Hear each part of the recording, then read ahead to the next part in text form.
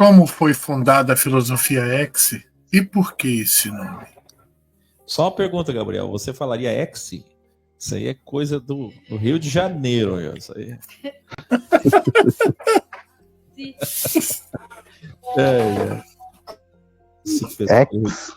X. Na verdade, não era a filosofia X. Você deve lembrar disso. Você disse que me assistiu há uns 10 anos. O X tem 2. Fecha o microfone dele enquanto eu falo. Eles vão fechar teu microfone para não dar. Mas depois abre, tá? Quando tudo começou, a minha história é a seguinte, tem lá na biografia, se não assistiu, mas eu vou resumir a história. Eu fui criado na igreja, do lado da minha mãe, pastores suecos, do lado do meu pai, cíbolas, judeus, espanhóis, poloneses, minha bisavó era babucha, do lado da minha mãe, tanto pelo lado do avô quanto da avó, pastores. Do avô, pastores suecos. Da minha avó, pastores italianos.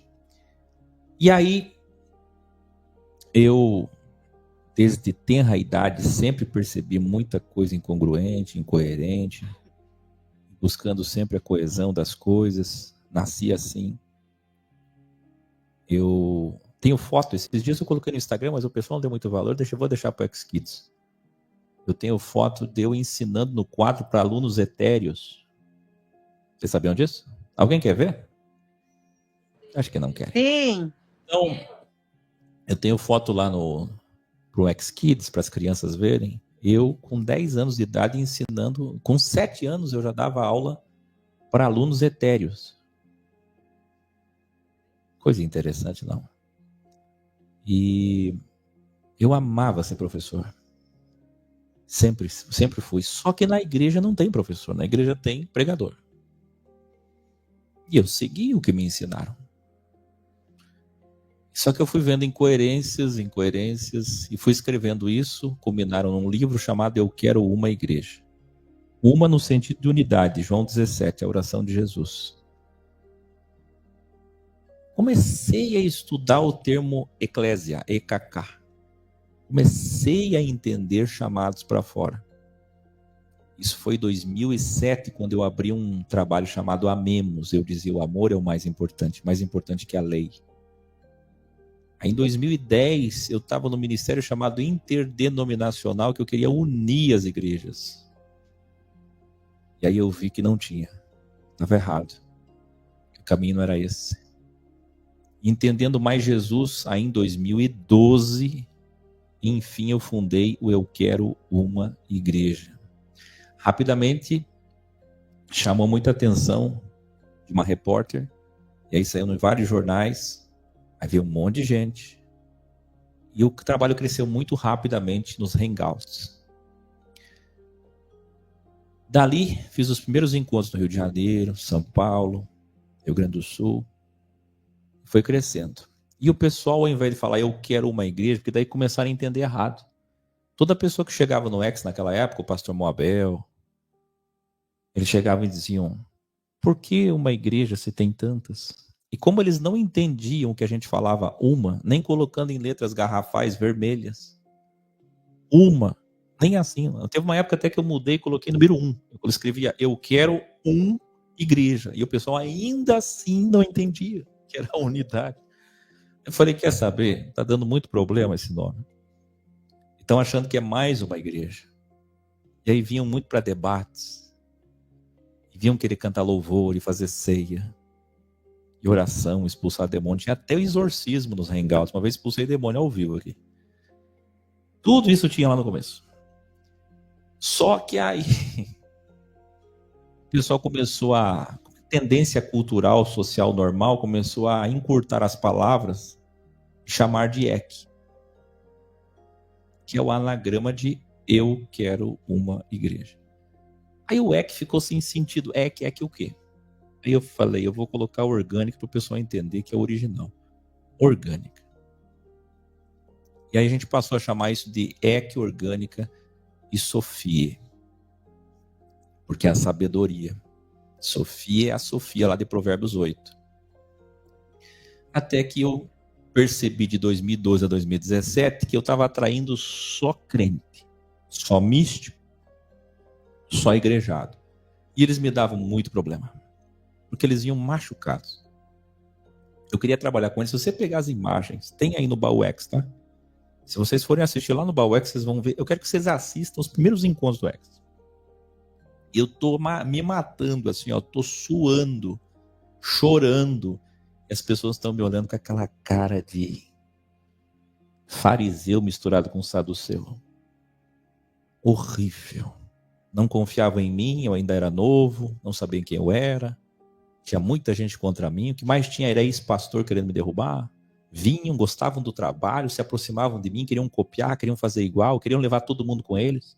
Aí um queria fazer o EC Orgânica do sábado, outro queria fazer o EC Orgânica do domingo, outro queria fazer o EC Orgânica do Yeshua, outro queria fazer do Yahushua, outro queria fazer da Terra Plana. Era uma bagunça. E eu falei, Deus, não foi para isso que eu saí do sistema. Eu enxerguei tudo isso para quê? E aí em 2017 eu fui aos pagãos.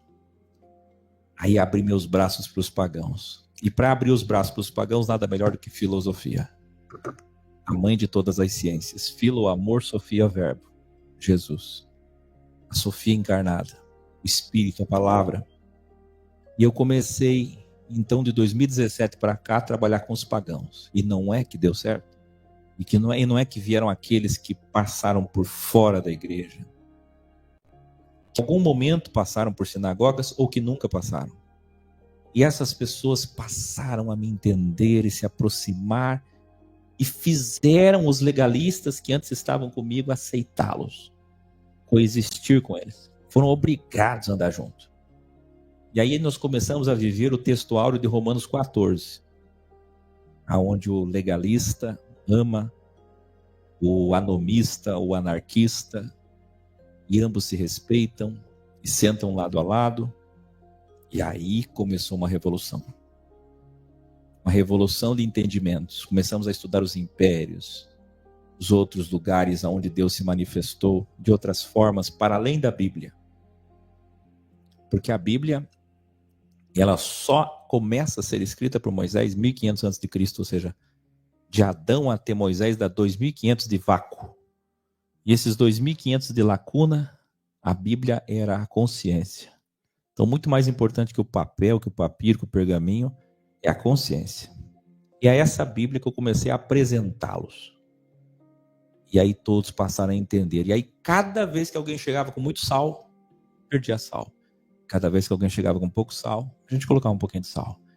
Cada vez que alguém chegava legalista, como diz 1 Coríntios 9, com a existência, a gente tirava um pouquinho de lei. Cada vez que alguém chegava sem lei nenhuma, a gente colocava um pouquinho de lei.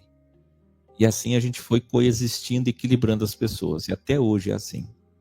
Aí o X completou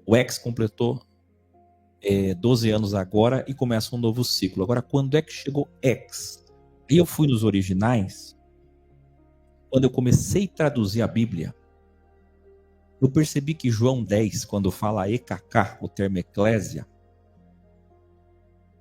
o mesmo EKK é sinônimo de EDD, de educação. A palavra educação tem o mesmo significado da palavra igreja, que é tirar a pessoa para fora. Educar significa tire a pessoa da ignorância. Ignorância é ignose, quer dizer, você rejeita o conhecimento.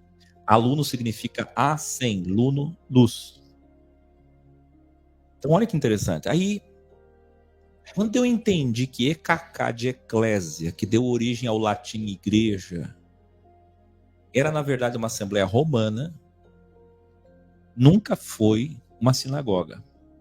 Porque os hebreus usavam o termo congregação. E congregação passou a ter igreja como sinônimo do grego para o mundo ocidental. Então veio para nós depois, porque o latim gerou o português, né, o espanhol, e o alemão gerou o inglês. E aí essas pessoas passaram a entender eclésia como igreja, mas a raiz lá, que é edá, carral, quando você vai no original, você entende, aí tem mais um termo, o ex. Por isso que exit em inglês é saída. E Jesus era o XPTO. Você vai numa igreja católica, você olha os vitrais, está lá XPTO, XP. XP é a logo dos escudos de Constantino. Então o cristianismo nasceu assinando XP, o nome de Jesus em grego. Mas aí tem mais, né? Onde tem um X, tem uma saída. Tem um diferente, tem um diferencial. E a palavra santo significa diferente. E a palavra apocalipse significa revelar. E revelar significa tirar o véu. E tirar o véu significa revelação. E revelação é abrir a mente para entrar à luz. Então tudo está conectado. Aí quando eu vi as palavras que tem exemplo, exímio, excelente, são palavras de coisas destacadas. E santidade significa aquele que foi ungido, separado, escolhido. Aí quando eu entendi que antigamente escolhido era com X e depois mudaram para S, e que escola era para ser com X, o S esconde a presença do X. Aí tudo isso levou ao X. E aí depois, por fim, ficou só o X, porque o X passa a ser também o símbolo da incógnita, do 7. Aí quando você vai estudar o 7 na Bíblia, você percebe que 7 não é um número fixo, literal. É um número que significa muitos. E muitos é representado para nós na linguagem ocidental como X. Tudo que você tem, assim, não ciência sobre, aí você coloca o X, que é incógnita. Incógnita significa incognitivo, quer dizer, aquilo que eu não tenho cognição, aquilo que eu não sei. Se eu não sei, eu coloco X. E o X significa qualquer número, muitos. Então por isso que a Bíblia fala 7. Tinha 7 espíritos, mas não era 7, eram muitos. Então não é literal. Aí quando você entende que o X é isso, você vai estudar, o X também é ampulheta. O X é o Ouroboros, o X é o 8, o X é o S. O X é o próprio S, por isso que pode ser substituído pelo S. Porque o S é a serpente que forma o Ouroboros e o tempo, que forma a ampulheta. E aí, quando você vai interligar tudo isso que a gente já estudou na Universidade X, aí é muito belo para nós, muito prazeroso chamar de filosofia X, porque filo é amor, sofia é verbo, sabedoria, e X é tudo isso que eu te ensinei, entendeu?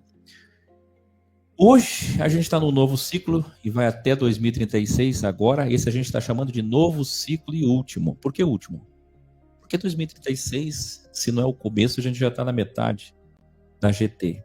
Aí Jesus já está chegando e não tem mais tempo de obrar, de trabalhar. Vamos à próxima?